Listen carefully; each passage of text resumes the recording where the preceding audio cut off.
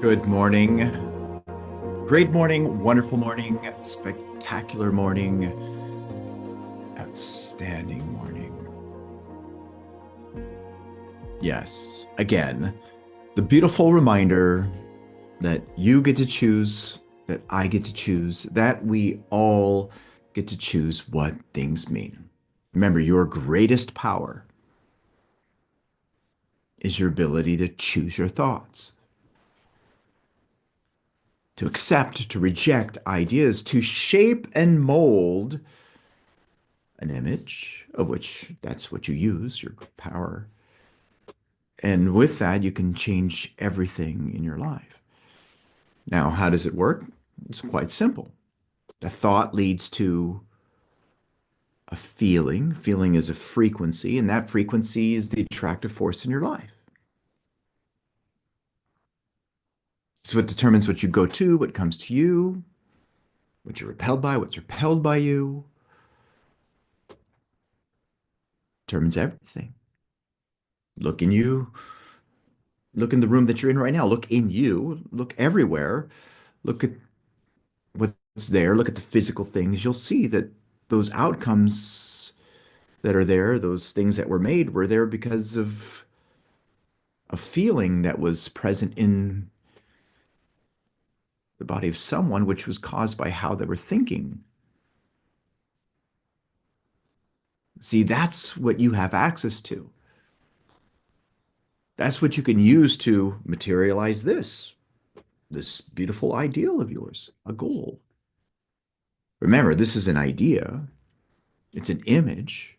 Everything starts as an image, and those images externalize if you're in harmony with it. It can be for anything. How much you earn, what you do for work, your lifestyle, all of it, provided you work with the law. So I'll say this to you, make sure you have a goal card and also make sure that you're using this information. You should have this book because this is what we've been diving into, The Master Key System by Charles Snell. And also have this companion book with you as well, The Subconscious Code, which will help you to organize your thoughts. Tie into Crazy Awesome Stick Person, the most valuable idea I've ever come across to help me to organize my thoughts. Remember, we think in pictures. You've heard me say that frequently, even in the beginning of this call, an image. The reason why this is important is because everything that we're helping you to change is your mind. You've got to change your mind. And because we think in pictures, and because pictures give us order, that poses a problem because we don't know what our mind looks like. Well, this is where this comes into play, which is why this will help you tremendously. So make sure that you get a copy of it and that you use it. Okay. Another reminder for you as well before we dive into this is we have a special call coming up on 2/22 where we're going to shatter the illusion that you're in the way, that you're stopping you, that you're your own worst enemy, that you're self-sabotaging. All that's a bunch of BS. Completely untrue. So make sure that you register for that and invite someone to join you as well. All right, so let's dive into this. Let's go into where we are in this book. Here we are in the book on page 32, and I'm going to go over this again. Because remember, clarity gives you power. Write that in your notes. Clarity gives me power. The clearer you have that image in your mind, the clearer the image is, the more power you will have. And what does Mr. Hanel say? He says, make the image clear and clean cut, hold it firmly in the mind, and you will gradually and constantly bring the thing nearer to you. You can be what you will to be. I had you write in your notes, I can be what I will to be. Now, what's interesting within this specific section here, two of the higher mental faculties are being referenced to.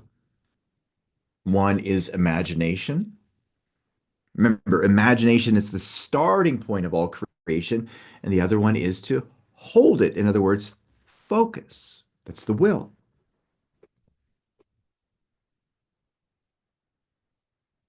A big, bold, beautiful imagination combined with the strong will, ability to focus, is what will get you to where you desire to be.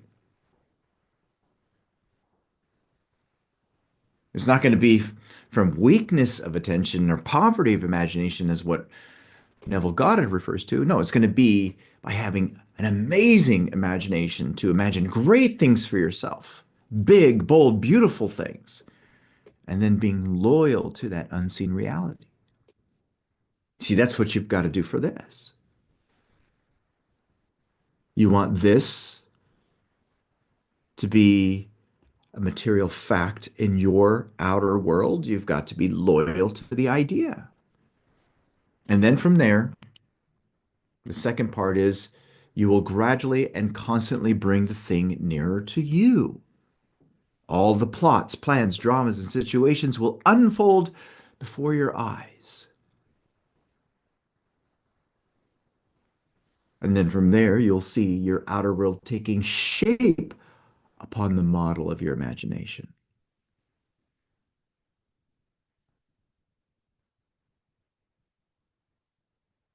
Where does it start? It starts in your mind. This is another psychological fact, which is well known, but unfortunately, reading about it will not bring about any result which you may have in mind. Isn't that interesting? Yeah, reading about it's not going to help you.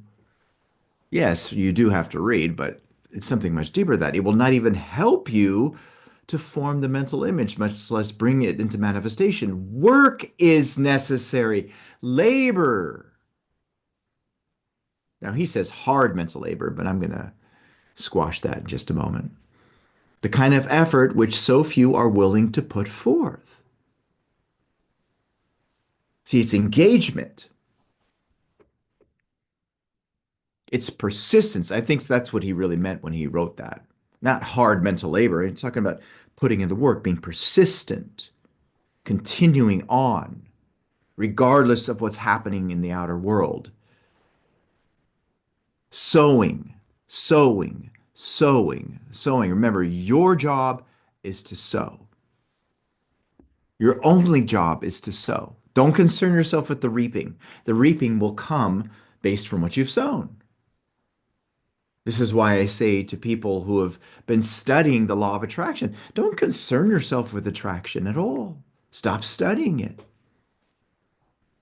You've got to study what causes attraction. Write this in your notes. Attraction automatically happens. So does repulsion.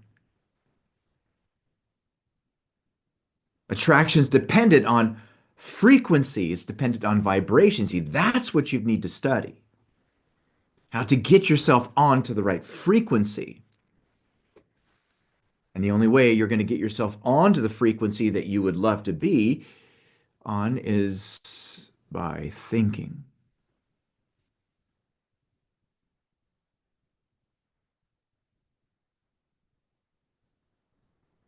It's by intentionally using your imagination, your perception, your reason, your will, your memory, your intuition.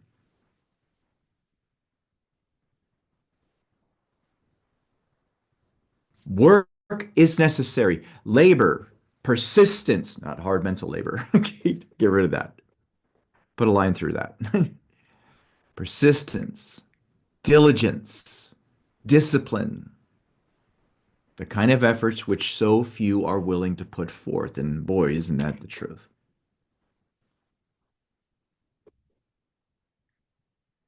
But if you're willing to do that, I have news for you. The world is yours. And this is important because you've been given this dominion over this earth the same way that I have. See, the world is already yours, but in order for you to claim it, you've got to control what's happening in your mind. More importantly, what's happening in your inner world. automatically.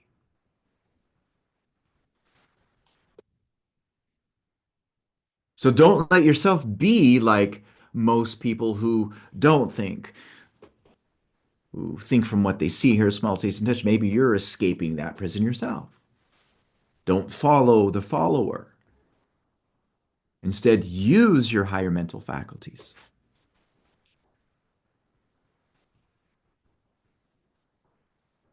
Use them. All right, so let's move forward even more.